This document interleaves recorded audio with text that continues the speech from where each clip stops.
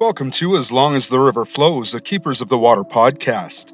Episode 14, Part 2, Water Knows No Boundaries, Releasing Toxic Tailings Ponds Won't Either, was created by a webinar previously recorded on October the 4th of 2022. Join Keepers of the Water and Environmental Defense as they dive into the alarming findings of their report, which mapped decades of the toxic takeover of Indigenous territories by tailings ponds, massive reservoirs of oil sands wastewater. In Part 2, Jesse starts off by giving the audience some background into tailings ponds and the devastating effects on the environment.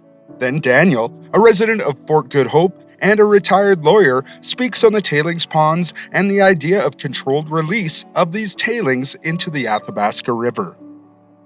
I'm not sure where the audience is at for understanding about the tar sands, as we call it. Some people call it the oil sands or the tailings ponds. So the tar sands are located in northeast, what's colonially known as Alberta and Treaty 8 territory. It is the biggest industrial project on the planet, and we've even found the references to back that up, so we can provide those for you either this evening or tomorrow to reach out to you. It's massive. The reason why we call it the tar sands is because they're not extracting oil, they're extracting bitumen. It was the conventional oil was what it was called to begin with, because back in the 50s, they discovered this oil, but Indigenous people knew that this tar substance was here, and they used it for how they needed it, but it was living in harmony with the land. So it was never seen as something that needed to be massively extracted out to sustain this existence that we have, which isn't even sustainable anyway. And so Indigenous people knew about this, and the people up there, we used it for the purposes that we needed it for. And then in the 50s, with the evolution of science and all of these things, they discovered that they can extract this bitumen. Back then, it was easy to extract because it was on the surface. So they used this technology that was created. And the thing is they're still using a lot of that old technology today. That's one concern, is that the technology is, their extraction technology is still like it's outdated. And our science guy says it's like a T model Ford or something, and we should be on like smart cars. And so that was called conventional oil. That's all gone. So what they're extracting right now, our conventional bitumen, is unconventional, because it's all of the stuff that was easy to get out, that's all gone. So whatever, they're digging deeper and deeper through steam assisted gravity. Like, they have other technologies that they're using in combination with the really old technology. And they're just massively extracting, and it's getting harder and harder and deeper.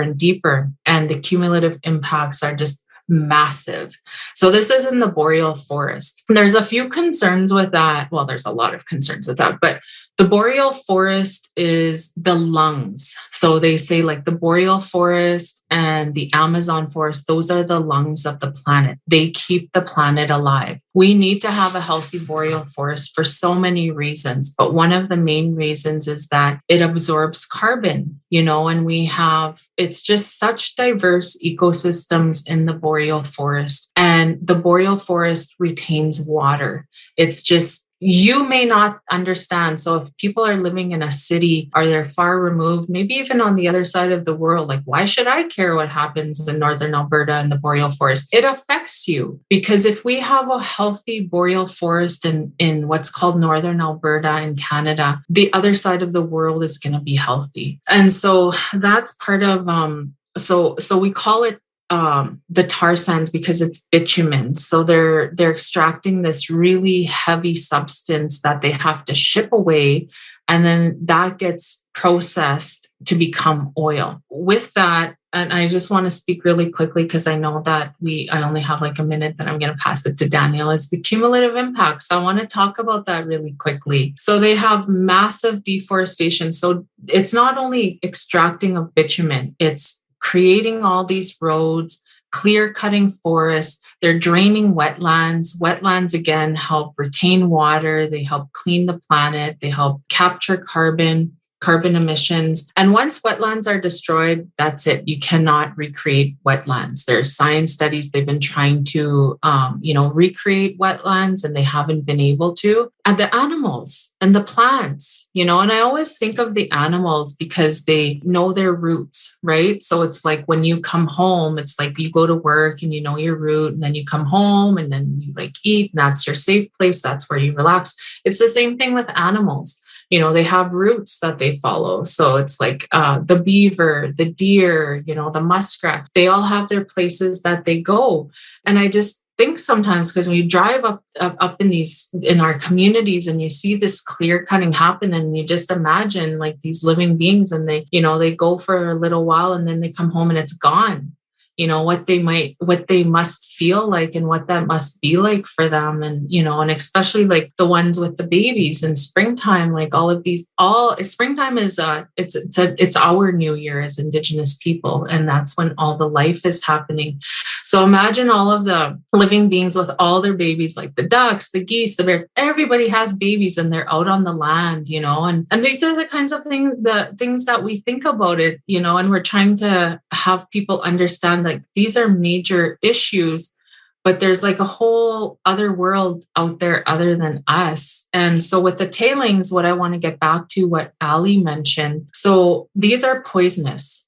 They can be seen from outer space. They're massive. Anything that lands on them will die. We have had tar sands healing walks. If you Google tar sands healing walk, you'll find, the stories about the healing walks. We do a loop around the tar sands, because sometimes if you don't see it, you can't really understand how destructive this is to the land. And we do this 14-kilometer walk around the tar sands. And you can see places that look like desert. You can hear gunshots. And the gunshots are mimicking, they're not real gunshots, but they sound like gunshots. And it's meant to try keep the wildlife away from these tailings ponds, because if anything ingests it, like they're going to die. You see all of this pollution, like these emissions coming out. And there is a First Nation community smack dab called Fort McKay around all of these industrial plants. It's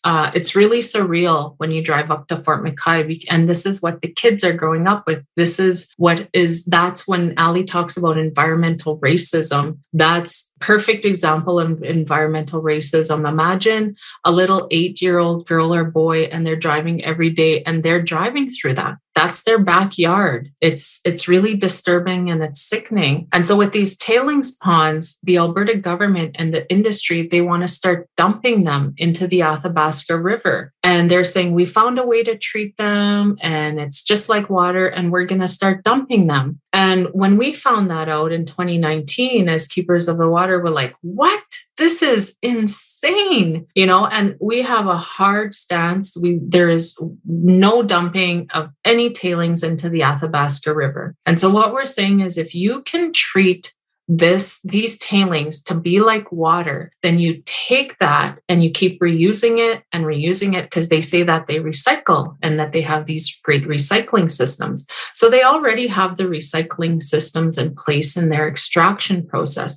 So they don't need to, and I always say it will become from one of the most destructive projects on the planet to one of the most efficient, because they won't be using any fresh water. They use, I think it's like 6 barrels of fresh water to extract 1 barrel of bitumen. So they're taking massive amounts. That's another thing when we talk about cumulative impacts, and I'll wrap it up right quick. They use a lot of fresh water, and so they won't have to take any water, and they won't have to dump any poison in the water. So we're really calling them out to say, we want to see your science, because there's been no independent science to show us that what you're even saying is actually true. And there's a lot of legal implications. And that's where Daniel comes in. So Daniel Theseli, I'll introduce you. He's been working with Keepers of the Water. He's Dene, he hunts moose. He's a non-practicing lawyer. He's on the land, and he's been an amazing part of our team, because,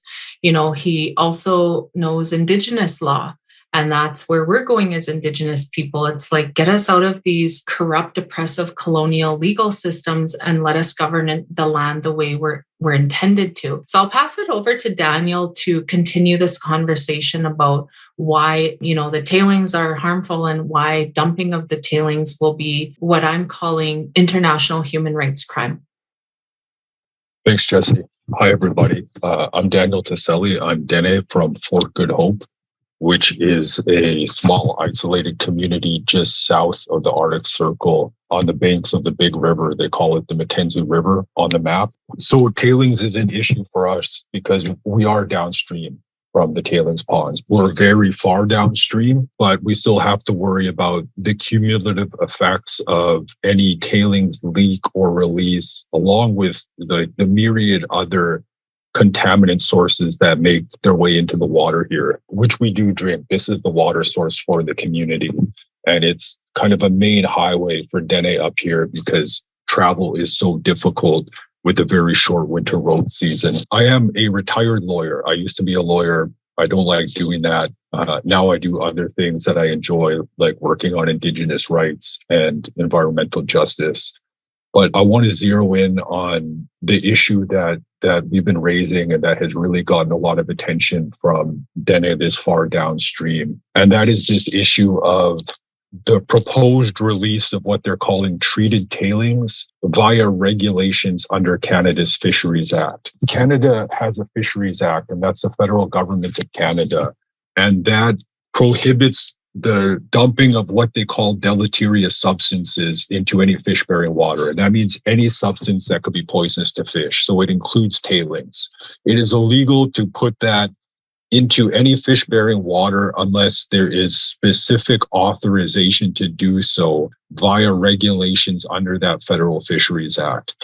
Because most things that are related to these massive industrial activities are under the jurisdiction legally of provinces, there's been very little that people who do not have leverage with the provincial government of Alberta can do to impact the kind of trajectory of these tailings ponds and all of the related infrastructure and destruction of the boreal forest.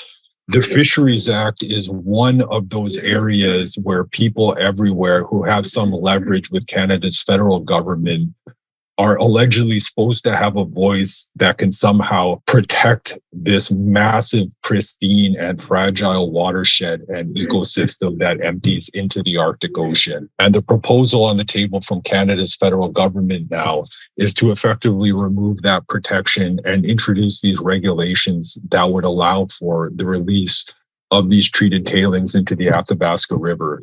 I'm not sure if it was mentioned, but these treated tailings are still high in naphthenic acids and in salinity. So although they're treated, they are still toxic. And it is an issue for downstream communities and for the ecosystems. This has gained some attention up here further north. And in July of this year, the Dene Nation, which is a political organization representing Dene and advocating on the rights for Dene.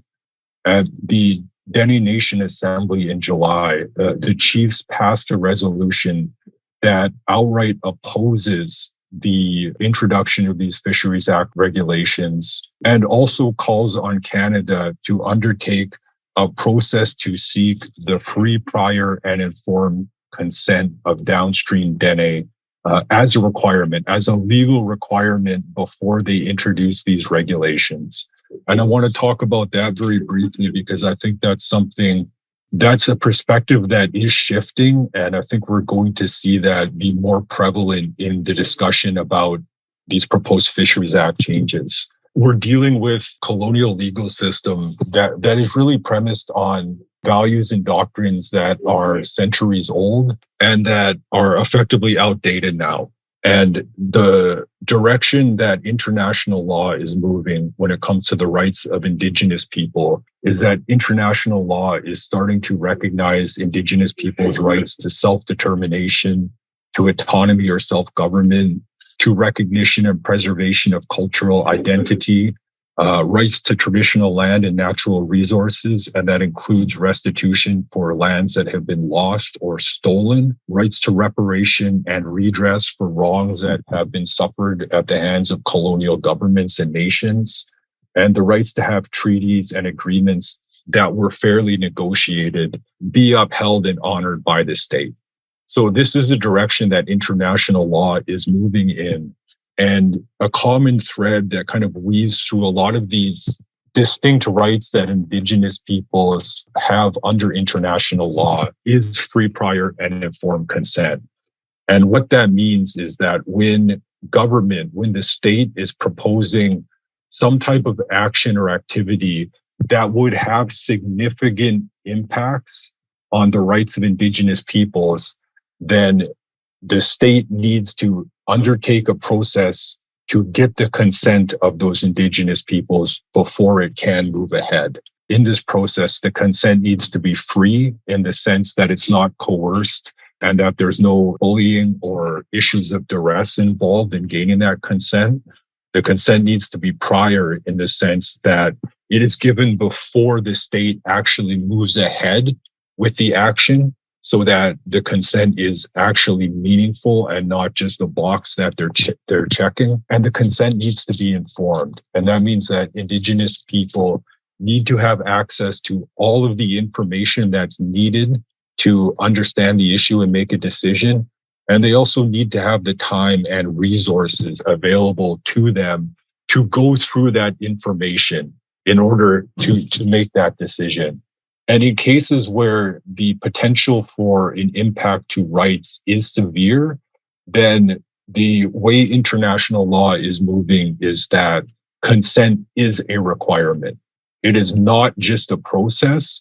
If the government does not obtain the consent of impacted Indigenous people, they cannot proceed with the proposed activity. And again, this is new evolutions in international law and Canada's legal system, things like Section 35 and the jurisprudence that has kind of been developed under that are not recognizing this yet. And I think we're going to see this discussion start coming more to the forefront on issues like this tailings release issue and the proposed regulations under the Fisheries Act.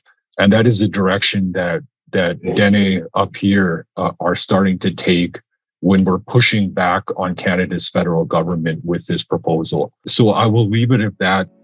That was Daniel Tuselli, and thank you for listening. Don't forget to download and subscribe to the podcast to be the first to hear new episodes. If you would like to donate to the cause or find out more information on Keepers of the Water, visit keepersofthewater.ca. If you would like to hear the complete webinar, visit the Keepers of the Water Facebook page or the Keepers of the Water YouTube channel. Miigwech.